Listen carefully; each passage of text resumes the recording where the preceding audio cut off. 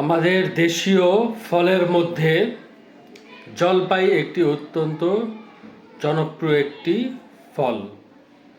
এটিকে ফল হিসাবে আচারের মধ্যে ব্যবহার করা হয়, ফল হিসাবে খাওয়া যায়, আচারের সাথে খাওয়া যায় আচার হিসাবে, এবং এটিকে তরকারিতে ডালের সাথে বিভিন্ন তরকারির সাথেও খাওয়া হয়ে থাকে। এটির নানা রকম উপকারিতা রয়েছে।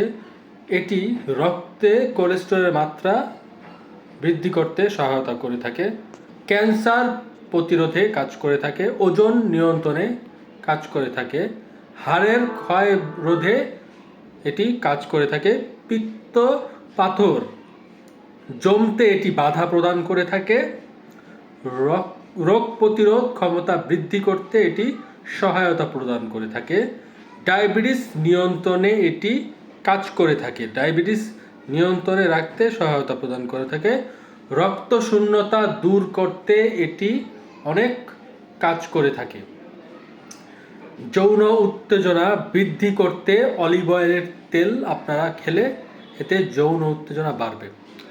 অলিভ অয়েল বা জলপাইয়ের তেল এটি নবীজির সুন্নত।